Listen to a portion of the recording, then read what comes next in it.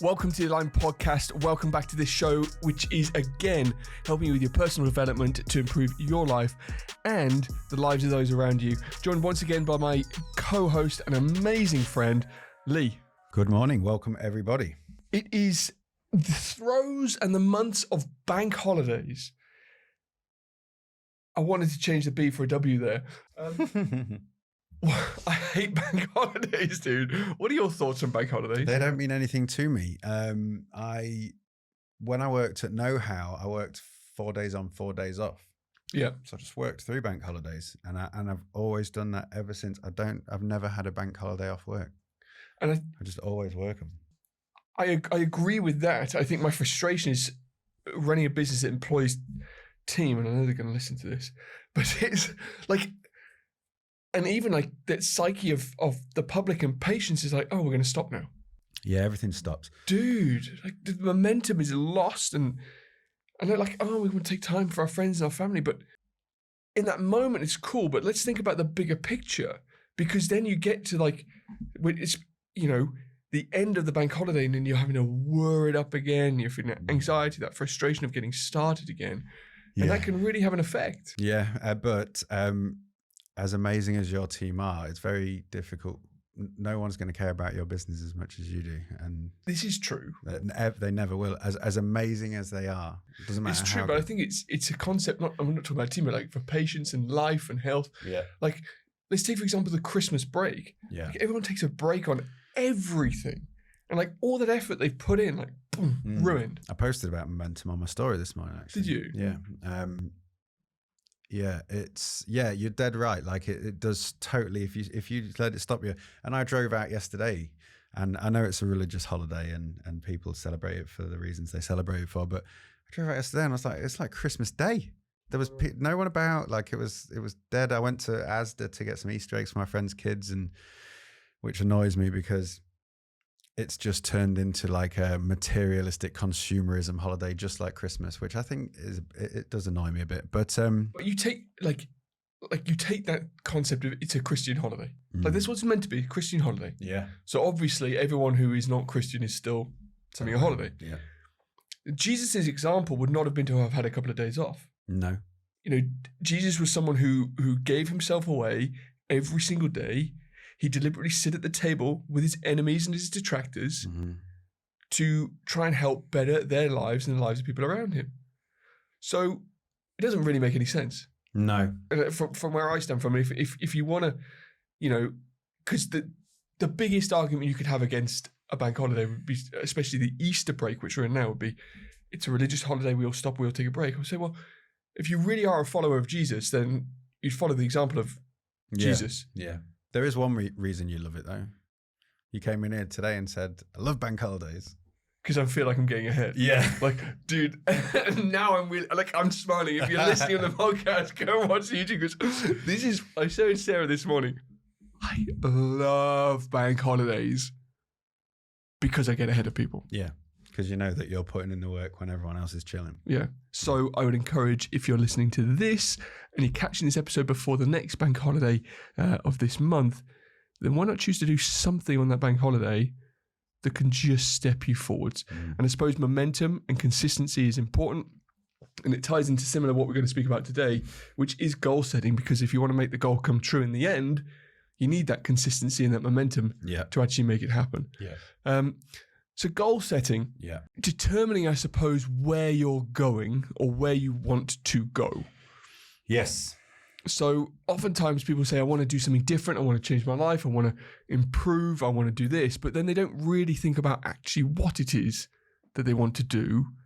And, the example that everybody gives, like if you got in your car and you started driving and you don't know where you're going, you're just going to drive around in circles and get nowhere. Yeah, so you need to know where you're going to do that. We definitely need a new metaphor for that, don't we? We do need a new metaphor. So many people use that one. I've even thought about it before and I was like, what's another one that we could use for that? Because we'll figure it out. The same one. If you've got a metaphor, then write into the show. Let us know in the comments. Yeah. But it's so true. Like you can't get somewhere if you don't know where the hell you're going. Yeah. And I was looking forward to this because I said to you before the show, I think probably we do things a little bit different when it comes to goal planning, but you said perhaps not. So I'm very big picture, broad goal setting. Like, I know what I want in life and I'm just working towards that. Maybe to my own detriment. Maybe it will take me longer to get there because I don't break them down specifically, but I think like I hate SMART goals. Fuck SMART goals in my eyes. Like SMART, what is it? Specific, measurable, attainable. Like I want my goals to be unattainable. Yes, I'm in complete agreement with you on that one. And I want, if people think my goals are unattainable, then I'm aiming for the right shit in my eyes. Yeah, like, because you could set this huge goal, and even if you, like, Grant Cardone, like the 10x rule, talks about this. Like, like the first time I really thought about that concept was, you might as well 10x your goal, like 10 times the goal that you were thinking of. Because even if you reach 8 times, you're still way beyond what you were originally going to do in the first place. Yeah. So how do you, like, what do you do to goal set? Is it a meditative process? Is it like a visual process? Do you know exactly where you want to go? Or are you kind of going, I'm going to go to that kind of direction? I know exactly where I want to go. I love it. I know exactly what I want. And I have health goals and family goals. But to me, everything is life. Business is life. Family is life. Financial stuff is life. Everything is life. So I just have life goals. Yes. And I don't want to reach a goal and then stop. I just would probably get close to that goal and set a goal bigger and better beyond it. I don't. But I think we do that. Like, like we spoke in a previous episode, when you hit your first 10K month, you're like, yes. But then you're like, actually, there's nowhere near where I'm going. No. But then when I hit that 10K month, I didn't have the same mindset that I have now. No, exactly. I just wanted to I hit a 10K month while I still worked at a job. I still had a job. Yes. And I was running my business at the same time. And it was when I hit that 10K month, like, I was just trying to make something work. I was just trying to get myself free. But whereas now things are very, very different, and I have massive, massive goals. I think they are really important. So the way I would split this is, I have, like yourself, huge goals. I just sent you some photos for some vision stuff, like to get some vision. I love coming to the recording studio. You get to look at Lee's vision board every time I come on in. He puts a freaking house up there that I was looking at the other day. I'm like, dude, we'll fight you for that one. Yeah. So that house is on there, which is really cool. It's really cool. So those massive, massive vision, what I would keep as vision goals. So I see myself there. I do my workout in the gym, and I do at least 10 minutes on the treadmill afterwards. In a walking meditation, which I am seeing all these things happening as if they are now. So that's like my big picture goal setting. Yeah. But then for my businesses, and especially for the chiropractic business, we obviously do an annual planning, and the annual planning sets specific goals for that year to attain. Yeah. I was just actually writing to my group about this this morning, actually, writing a piece of content for them for their quarterly. So their quarterly meetings should be measuring against their annual objective. So setting goals of, our practice is going to make $1 million this year. Well, what does that actually mean? You've got to break that down into, well, how many people have you got to serve in that time? What have you got to charge for your service? How many people you got to have on? Yeah. Then within that, what sort of profit margins do you want? Where can you? So there's a lot of stuff that comes into it, where I think you do need to be specific in your goals. Yeah. So what I have learned when I first started goal setting years ago is people used to set 10-year goals. The world moves so much faster now that I will only really set, well, for my practice, I set annual goals. For my life, I have a vision of where I'm going, my big goals. For my coaching business, I have a vision of where that's going, and I set goals for each event, as it were. Yeah. And for the property business, we've got a sort of a goal within maybe our working lifetime for that. So they all have different ways of working out. I was going to ask, do you think that you have those, do you think you approach a goal setting differently with Ep14 and the practice because there's other people involved? 100%. Yeah. 100%. Because I need to direct them. Yeah. They need to go where they know where they're going. Yeah. And I get they that. can't sit in my head of my vision. No. And when I come in and like talking about where this practice is going, they're like, what? Let's change, and that's things are gonna have to be different. Like we're seeing X amount of people at the moment, and you want to see that. Like, how's that possible for me? And it's that's for me to work out and see. But within the practice, it's like, okay, just like we're getting in the car, and this quarter we're driving to Edinburgh, and we're going to take this route to get there. Now, if that road is closed, we can still drive this diversion and end up at the same goal. Yeah. Now, if Edinburgh suddenly burnt down, we could change slightly and head towards Glasgow. Yeah. Like, so we need to have direction so they know where they're going. Yeah. And you're right, it's because other people are involved in it. Yeah.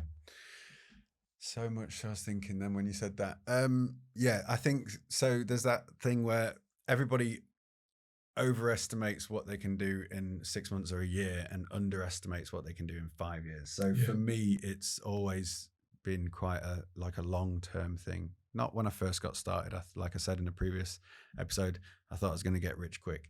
But then after a few years, I realized that wasn't going to be the case, and it was going to be longer term. So I got used to that. And now and Alex Hormozy's helped me with this as well. He says, like, I've talked about in a previous podcast about years, decades, and lifetimes. But if you can put the time frame of your goal off, and I know it's something that we definitely both struggle with, is putting that distance in it, you can achieve so much more. Whereas if you're thinking on a shorter time scale, you often overestimate what you can do on a short time scale. And then when people don't achieve it in like 6 months or a year, they're like, oh, I can't do it. And then they give up, and that's when people quit.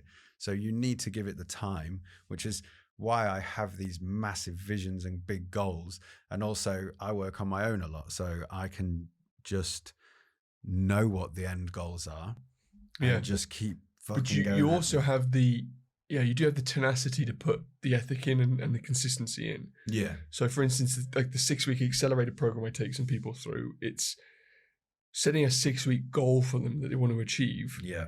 And then, like Stephen Covey says, start with the end in mind and then work back.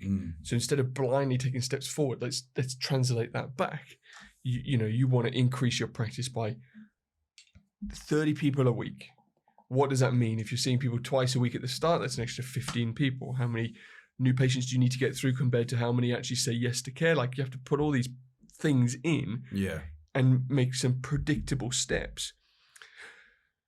But the deeper layer of that, and the thing that's more important, is actually thinking about what are the consistent actions that you need to do to keep the momentum moving forwards. So the key of a 6-week accelerator for people is not to achieve the 6-week goal that we've set. No. It's to cultivate the habits that will consistently move them in the right direction towards whatever goal that they want. And I think that's more important than anything is having, and we've spoken about previously in habits and routines, is, are you doing something every day for your business? Are you doing something every day for your personal development? Something every day for your relationships? And if you are, you will be moving towards the goals that you want. Yeah. Yeah. So like I mentioned in the last episode, that Jim Rohn quote where success is not something to be achieved, it's to be attracted by the person you become. Yes. I truly believe that if you just focus on being the best you can be and personal development, and obviously you need direction and a business as a catalyst to get you there, but it's majority of it to me is personal development. Like, it is like, I think half and half. Like, I was working with one of my clients who's got a house he really wants to buy, like a dream house for him and his family. And I said to him just exactly what you said there. I said, first of all, who do you need to become to get that house? Yeah. And then you need to break it down into, how many visits he's got several practices over in Sweden. How many practices, or how many visits does each practice need to see, and then work out the tangibles to make it so you actually go in the right direction. Yeah. But the first question is, who do you need to become to make that happen? Yeah. If people are just getting started and they're like overwhelmed by goals and they're like, well, like for example, if they struggle to think big. Yeah. I know some people do. I have been in the past struggled to think big. And let's talk about how can people do that and approach their big goals. And let's also talk about materialism and materialistic goals, because I know that we're both very driven by Dude, I'm massively materialistic. I don't give a fuck. I'm massively materialistic. Yeah. But I say materialistic, but every single thing I do and every single business I have and every single action I take is to improve the lives of others. Yes. And like Wes Watson says, not being materialistic is not about not owning anything. It's about not letting anything own you. Yes. So it's okay to have these things and to want to have the supercars and to have the cars and to have the houses and to have anything that you want, as long as that's not your everything and they own you. Yeah, 100%. The reason I'm materialistic is because in my past, I've had nothing. All I had once was a Vauxhall Nova that cost me 150 quid and I lived in it. Slept in the back of it. So I had nothing. So if I go back to nothing, I know that I can come back from that, and even faster this time, because I didn't have any of the skills I've got now. So if everything went tits up, this is why I'm quite happy to risk, because I've been homeless when I was younger, and we've not talked about this, but we'll get into it at some point, I'm sure. But I'm not afraid to risk things because I know I've been there and I came back from there with less than I've got now. Yeah. Less in here, head and heart for those listening on podcasts. And sometimes people say, oh, how are you so driven? Or why are you so ambitious? And why? And that's also because it's the same thing, double-edged sword. I'm not afraid of having nothing, but I also don't fucking want to do it. No, I know. And which is why I'm so driven to these massive goals and why I constantly go every single day, all the time. And I think materialism is good within that. I think the reason materialism works for me is because I hate being told I can't do something. Like, I think I was told that too much, and I love to prove people wrong. Yeah, that's great. So I think materialism is a good way of getting started. I think if we're thinking about big vision goals, I think it's good to have those. Like, I think two things here, really. If you really want to, if you're just getting started, I think it's great to think about exciting yourself towards some kind of big vision. And a lot of people say, I just want to help more people. Like, I genuinely call bullshit on that. A lot of people, Agreed. You want to improve your life by service of others. The way a lot of people get this twisted, I think, is they think it's black or white. They think I'm either materialistic or I want to help people. Yeah. Fucking do both. I know. I agree. Do both. I agree. And if you've not got the capacity to do both, do more personal development. So true. So, the two things are, think about big vision, and the way I think about big vision is to get materialistic, and I'll tell how in a minute. And the other way is how do you get started? Like, what's the next logical step in improving the situation that you are in now? What is the next logical step? So let's break it right back down to a chiropractor, because that's where I come from, who wants to grow their practice. What's the next logical step? Get more people under care. The next logical step is have some kind of marketing that brings the right people in and practice your report of finding scripts so more people take care. That's the next logical step. That's the next logical step to growing your practice. Then measure the outcomes, and from those measurements, set your goals to the next outcome. If you have no idea what your tangibles are, you can't improve them, you can't plug the holes, and you can't move forward. So it's, what's the next logical step to take you from where you are forwards? After a period of time, I would say break it up into those quarters, measure what you've done to figure out how you've moved forwards, and then start the process of measuring and managing. The big picture thinking, I think, is really important for people to do. My favourite way to do it is I go and touch the things I want. Like you said, you just drove past this house that I was looking at the other day. Yeah. I, on a not so regular basis, but every now and then, I'll go to a supercar garage. Yeah. Like, it was so funny. I took Sarah to the Aston Martin garage a while ago, showed her around, we looked around. And then the next time I went to supercar garage, it was to the Lamborghini garage. And the same salesperson who tried and sold me the Aston in the first one had just moved across to the Lamborghini. Really? I was like, I remember you. I was like, yeah, I'm window shopping today, my friend. But still, get in the car, press the ignition, enjoy that process. See the things that you want to attain. Like, you might not want supercars, and that's fine. I don't really care. Like, it's what I want. So I think it's important to see and touch and taste those things. But you can do this at home as well by visualizing and imagining exactly what things feel like and exactly how they would smell and the feel of the leather inside the supercars. And we say supercars because we're both car guys and we love supercars. But whatever it is, if it's holidays and trips with your family, or if it's even the woman of your dreams or the man of your dreams and the person who you want to spend the rest of your life with, imagine what they're like. And while we're on that subject, the way to attract that person is to become that person. If you want to find the person of your dreams, you need to become that person 100%. who you would want to be with, because that person is not going to want to be with someone who's not as good as they are.